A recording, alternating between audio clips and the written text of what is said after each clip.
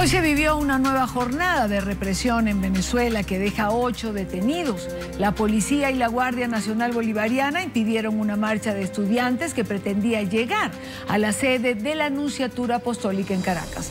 Los estudiantes buscaban un pronunciamiento del Vaticano sobre los 243 detenidos que han salido a la calle en los últimos 3 meses a protestar contra las políticas del gobierno de Maduro. Nuestro corresponsal en Caracas, Carlos Eduardo Sánchez, tiene este informe. Las protestas contra la revolución bolivariana cumplieron 3 meses. Casi 3.000 jóvenes han sido presentados ante la justicia. 166 continúan tras las rejas, razón por la que el movimiento estudiantil no abandona las calles a pesar de la represión. Que desde hoy, que se cumplen 3 meses de protesta, vamos más fuerte, con las manos en alto, pacíficamente, pero con más fuerza. Y que vamos a ver quién se va a casar primero, si la juventud venezolana o la boliburguesía que está implantada en el país. Esta vez quisieron llegar a la sede de la Nunciatura Apostólica, pero un contingente de efectivos antimotín de la Guardia y la policía lo impidió. Así de mal están las cosas. Así de mal están las cosas en Venezuela que 1000 chamos quieren caminar hasta la Nunciatura para pedirle al Papa que se pronuncie por la libertad de nuestros chamos, de nuestros hermanos que están presos, y ustedes nos van a coartar la protesta así. Bueno, yo no sé, yo le voy a decir algo, por aquí no hay paso si no tiene autorización correspondiente. No hay paso. Si se presentó la solicitud, no hay paso. El diálogo fue corto, los estudiantes cambiaron la ruta y un intento de protesta en la autopista Francisco Fajardo desató un enfrentamiento. El panorama que se aprecia en la avenida principal de Rosal, que empalma también con la avenida principal de la urbanización de Las Mercedes. Un duro enfrentamiento entre la fuerza pública, la Policía Nacional Bolivariana, efectivos antimotín y los estudiantes que trataron de marchar. En medio de la protesta, efectivos policiales desalojaron a los equipos de prensa del lugar. A golpes fue retirado el camarógrafo del portal lapatilla.com. El toma y dame se extendió a la avenida principal de Las Mercedes. Los manifestantes incendiaron parcialmente un camión. Un comando motorizado de la Guardia persiguió a los jóvenes. Al menos 8 fueron capturados. Algunos fueron golpeados. El llanto se hizo presente. Los uniformados también actuaron contra particulares. En medio de gritos de transeúntes y trabajadores de la zona, se retiraron los uniformados. Otro capítulo más de una historia titulada La protesta prohibida, que termina con varios detenidos, varios lesionados y la indignación de un grupo de estudiantes que no pudo manifestarse en las calles de la capital venezolana, como lo permite la Constitución Nacional. En Caracas, Venezuela, soy Carlos Eduardo Sánchez para NTN 24. Más detenidos, más lesionados que seguramente aumentarán. Esas estadísticas que día a día marca, por ejemplo, el diario El Nacional, uno de los más importantes en Venezuela, en su primera página, para llevar, digamos, el recuento de lo que ha sido esta protesta continua que hoy cumple 90 días y por eso dedicamos el programa de hoy a hacer un análisis precisamente de esta protesta que nos ha traído a distintas caras, pero que finalmente se resume en ese número de muertos, detenidos y privados de libertad. En esta parte del programa quiero saludar a Ángel Oropeza, él es psicólogo, doctor en ciencias políticas, profesor titular de la Universidad Simón Bolívar y de la Universidad Católica Andrés Bello. Profesor, buena tarde, gracias por acompañarnos, un gusto saludarlo. Yo comienzo preguntando, a lo largo de estos 3 meses hemos visto situaciones inéditas en Venezuela. La protesta sostenida es ya algo nunca visto en estos 15 años de chavismo, pero tampoco habíamos visto la represión desmedida por parte del gobierno bolivariano. ¿Cuál es su análisis del momento político por el que atraviesa Venezuela? Un gusto saludarte, Dania. Solamente una pequeña precisión. Sí. Estamos cumpliendo 90 días de la parte estudiantil de las protestas. Quizá mucho de tu amplísima audiencia no conoce que el año pasado tuvimos en Venezuela un récord de más de 5.000 y tanto protestas de mediana a alta intensidad. Básicamente en contra del gobierno por servicios públicos, por ineficiencia en el cumplimiento de cosas. En febrero comienza la parte, digamos, del estudiantado, del protagonista, y es una protesta que es bueno recordarlo. Comenzó también por un problema social, que es el problema de la inseguridad en Venezuela. El año comenzó con ataques físicos a las universidades, con estudiantes heridos en las propias casas de estudio. Hubo el caso lamentable de la Miss Mónica Spears. Y bueno, las marchas comenzaron un poco exigiendo seguridad para las casas de estudio. Hay una última marcha que es fuertemente reprimida en el estado Táchira. Unos estudiantes son detenidos, llevados a otro estado, el estado Falcón. Y la marcha del 12 de febrero, que es la que marca el inicio de esta etapa estudiantil de las protestas, es justamente en demanda de la liberación de estos estudiantes detenidos. Entonces, es una especie de continuación. Venezuela es un país realmente muy complicado de explicar, el único país del continente que decrece económicamente, el único que hace eso, pero además con la inflación más alta del mundo, con la escasez más alta de la región, 35% en promedio de escasez, cuando nuestros vecinos tienen un promedio de 4 o 5%. Es un país realmente muy mal manejado, lamentablemente gerenciado, y que produce esta cantidad de protestas. De nuevo, en esta última parte son los estudiantes los que han llevado la batuta. Ahora, como tú bien decías, es una protesta que ha sido reprimida como nunca antes en Venezuela. Incluso ni siquiera cuando el propio Chávez reprimía de manera muy sistemática, muy inteligente, muy metódica, pero no de esta manera desatada, generalizada como hemos visto bajo Maduro. Quizás porque Maduro es mucho más frágil, mucho más débil que lo que era Chávez. El ejemplo más reciente lo tuvimos el jueves, cuando unos campamentos de estudiantes que no hacían mayor cosa, lo que hacían era simplemente ser un testimonio visible para quien quisiera atenderlo de lo que pasaba en Venezuela, no hacían ninguna tranca de tráfico, ninguna cosa de esta, fueron reprimidos pero con una crueldad y un salvajismo nunca antes visto. Eso, cuando Chávez recorre la Plaza Altamira y Dania, la gente decía, ya la van a atacar. No, Chávez jugó a que se muriera un poco de mengue, y al final fue lo que ocurrió. Este gobierno parece como muy débil y parece que no acepta ninguna de estas cosas. Entonces, lamentablemente ya en la represión se ha vuelto el rasgo distintivo, la violación a los derechos humanos del gobierno de Maduro, y es una cosa que lo ha desnudado de los ojos del mundo. Ahora, profesor Oropeza, ¿cuál ha sido, digamos, el punto de inflexión? Es decir, ese punto en que ambos lados pasaron esa línea. Mira, hay una periodista, Milagro Socorro, que hablaba de los reflejos de gorila. En un cuartel no se acepta el disenso, no se acepta opinión distinta. Cualquier opinión contraria es considerada una insurrección, una especie de terrorismo, golpe de Estado, esta cantidad de ridiculeces que uno oye en el lenguaje militarista. Cosas que en democracia son normales, como oponerse, protestar, pensar distinto. En regímenes cuartelarios son entonces considerados una ofensa, un pecado mortal. Creo que en los estudiantes lo que han hecho es sacar el velo, tumbar la hoja de parra, que un poco tapaba el carácter netamente fascista de este gobierno. Un gobierno que ha hecho gala de decir, en el mejor estilo de Mussolini o de Pinochet, que el Estado está por encima de la persona. Recuerda Idania, la defensora del pueblo, diciendo que la tortura es justificable en algunos casos cuando la seguridad del Estado está en peligro.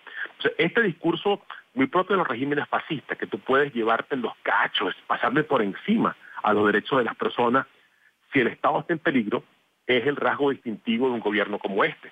Entonces, claro, los venezolanos están educados en democracia, es una mentalidad muy civilista que se enfrenta a esto. Yo creo que un gobierno con serios problemas de legitimidad, con serios problemas de apoyo popular, es muy débil, se enfrenta con esto y ese es el punto de inflexión. Una gente que está exigiendo un gobierno que al menos resuelva problemas y un gobierno que está dispuesto a preservar el poder y a mantenerlo a costa de lo que sea. Ese fue el cruce de aguas y es lo que estamos viviendo hoy en día. Ahora, por otra parte, ¿hasta dónde y hasta cuándo el gobierno venezolano insistirá en que nada pasa? Es decir, que todo está bajo control y que los estudiantes detenidos son unos poquitos nada más, como dijera una líder de la Revolución Bolivariana. Eso lo seguirá diciendo, Iván, y además eso es muy propio del comandante eterno, que era un cínico maestro de negar la realidad. Estos son sus hijos, son sus alumnos, que en poco se copian de lo peor del maestro. Entonces esto de no reconocer la realidad, aunque la sepan en el privado, de un poco jugar a la desesperanza de la gente, esto va a continuar. Ahora, una cosa es que ellos quieren hacerlo, otra cosa es que el costo político los obligue entonces a hacer ciertas cosas. Una cosa que está pasando en Venezuela es que la gente está entendiendo que la lucha no es única o no es unívoca, hay muchos frentes de lucha.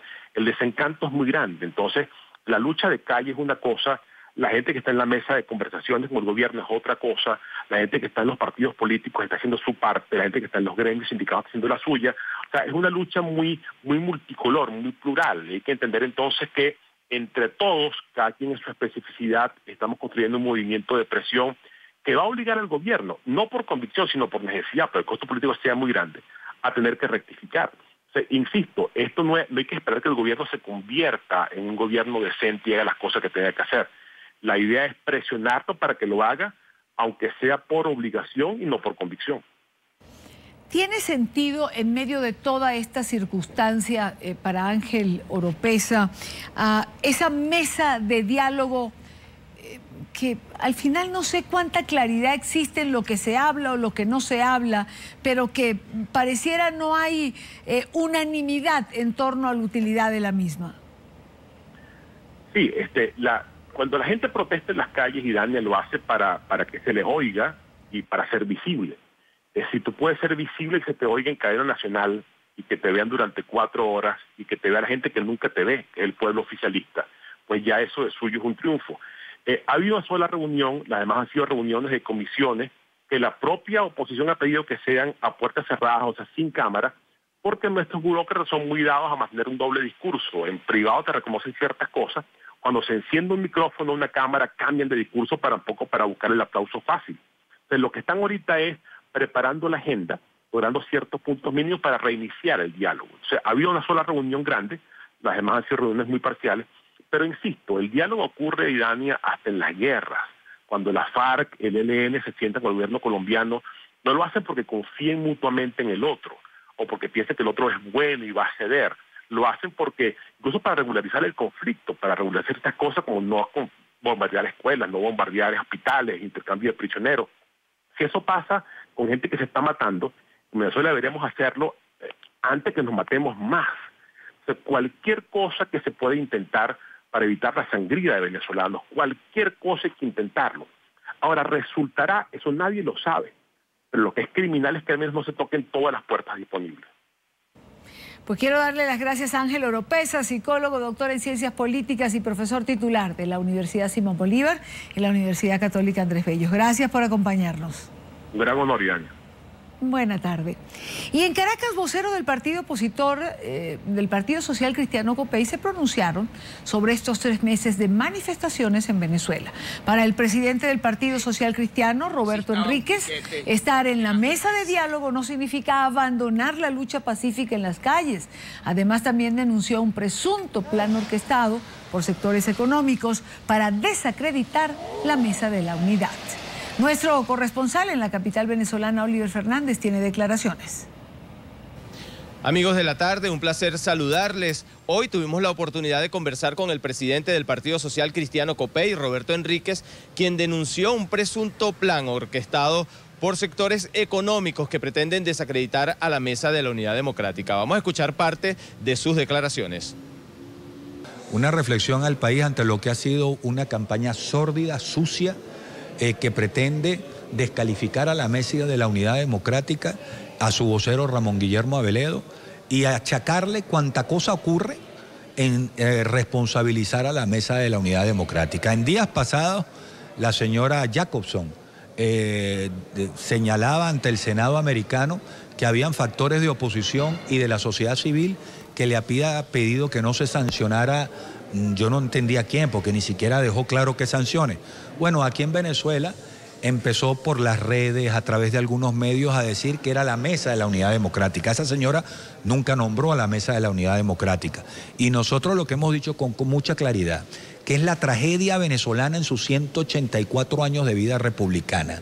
Es la lucha ambiciosa de sectores militares y de sectores económicos de querer agarrar a Venezuela y tomarla como un feudo personal, como un feudo privado, y por eso es que el pueblo venezolano tiene que estar alerta, porque quienes pretenden a destruir a la mesa de la unidad desde el gobierno y quienes pretenden desplazarla desde el poder económico no responden a los intereses populares del pueblo venezolano, y es por eso que yo lo que quiero decirle con mucha seriedad a los venezolanos es que no se dejen manipular por esas campañas sórdidas que pretenden hacerle creer que los partidos políticos, los dirigentes políticos, estamos traicionando al pueblo venezolano en la mesa de la Unidad Democrática, y eso es absolutamente falso. Entre tanto, el concejal metropolitano y dirigente del Partido Voluntad Popular, Freddy Guevara, aseguró que no es casualidad que de los 243 jóvenes que fueron apresados en los 3 campamentos desmantelados, solo 18 líderes quedaron detenidos. Dijo que hay una intención política y que la edad promedio de estos jóvenes está por los 22 años de edad. Vamos a escucharlo. Todos los detenidos que dejaron eran los líderes de los diferentes grupos. Entonces, aquí hay una razón política clara.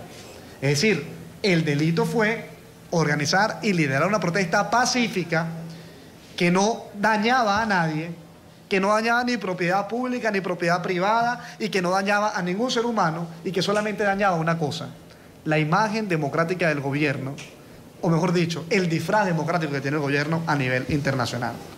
Los señores de Brasil y de Colombia, que respetuosamente han venido a formar parte como garantes políticos de un diálogo, tienen que saber, y esperamos que sus pueblos lo sepan, que el diálogo que ustedes están avalando, lo único que ha generado es más represión. Porque hasta ahora no han liberado ni un solo preso. Hemos visto rumores de que viene la liberación de un preso muy importante y que ojalá se dé la liberación de Simonovich. Y todos estamos esperando porque eso se dé, rezando y pidiéndolo. Pero lo que no tiene sentido es que ellos estén en un proceso que esté buscando liberaciones de presos mientras siguen deteniendo a estudiantes.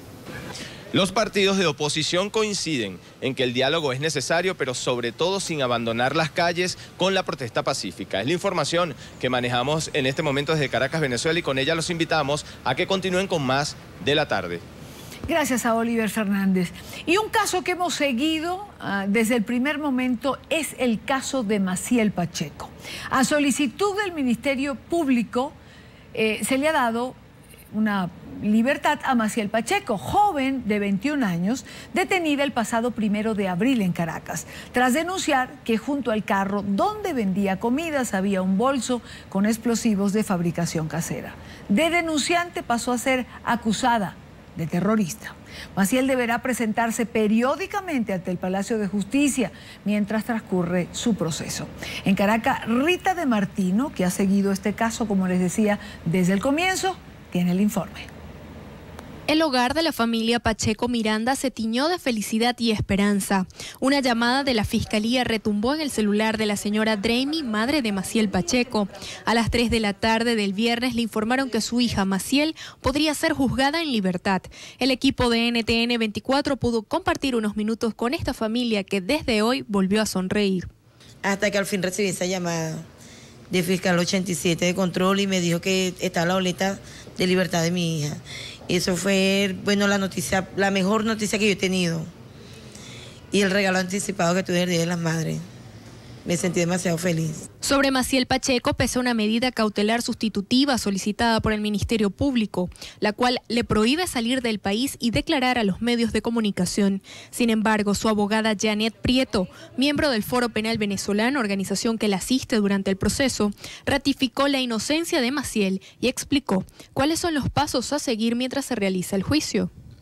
Todavía estamos a la espera de que el recurso de apelación apenas se dio el acto de emplazamiento la semana pasada por parte del Ministerio Público y es uno de los recursos que todavía estamos esperando. Una vez admitido por la sala de apelaciones y una vez que sea favorable a Maciel, que se ha declarado con lugar todas las peticiones que se hicieron sobre la nulidad del procedimiento, se espera una libertad plena. La familia Pacheco Miranda espera con ansias que la Fiscalía les devuelva su carrito para continuar trabajando en el puesto que por más de 20 años atienden.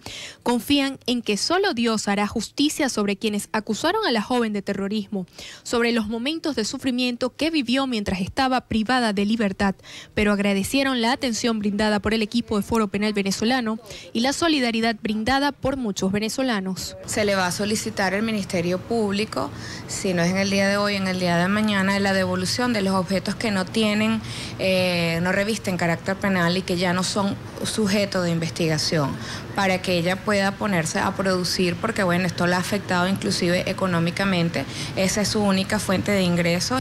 No pensé nunca contar con el Foro Penal, ni siquiera sabía que existía realmente, porque en verdad, porque uno cuando está trabajando en puestos de bonerismo, uno lo que está enfrascado es en el día a día de su trabajo.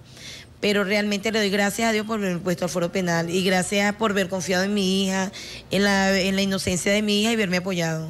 Casos como el de Maciel Pacheco siguen marcando la pauta en la justicia venezolana. Este sábado, 120 jóvenes miembros del campamento del PNUD que fueron allanados el jueves pasado también se presentaron ante los tribunales de justicia. De ellos, solo 18 permanecen privados de su libertad, de los cuales uno es menor de edad. En este tema, la abogada y directora del Foro Penal Venezolano, Lilia Camejo, señaló que este lunes los estudiantes se presentaron ante el tribunal para registrarse. También señaló que algunos jóvenes perdieron su documento de identidad, por lo que deben gestionar lo antes posible para continuar con los procesos solicitados por el Ministerio Público. Ahorita estamos en el trámite, el tribunal está colaborando bastante. Hoy ellos tienen que presentarse al tribunal para que sean registrados en el sistema de presentaciones. Hemos tenido algunos inconvenientes logísticos por cuanto hay muchos que no tienen las cédulas. Estamos averiguando si están en el regional o es que los muchachos no tenían cédulas o se perdieron en el momento de la aprehensión. De todas maneras se va a tramitar con el SAIME que les vuelvan a dar unas cédulas nuevas. La señora Rosa de Ramones, madre de uno de los estudiantes detenidos, expresó su indignación por lo injusto que ha sido no solo las acusaciones del ministro Miguel Rodríguez Torres, sino la forma en la cual se ha criminalizado la protesta en el país. ¿Cómo se justifica que tenemos democracia? ¿Dónde está la democracia de este país? Si no podemos hablar, no podemos manifestar, porque ellos no estaban haciendo nada en la plaza. Tanto Maciel Pacheco como los jóvenes que están siendo procesados por la justicia venezolana desde que iniciaron las protestas en febrero deberán esperar por el acto conclusivo del Ministerio Público, el cual ratificará o no los delitos a los que se les imputa o por el contrario estarán en libertad completa. Desde Caracas para NTN 24 les informó Rita de Martino.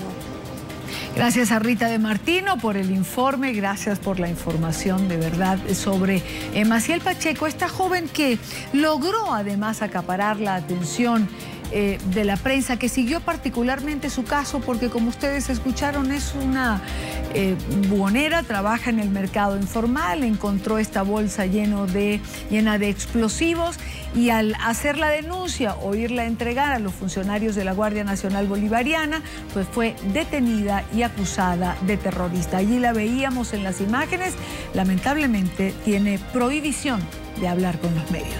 Qué bueno que esté fuera. Gracias a Rita de Martino.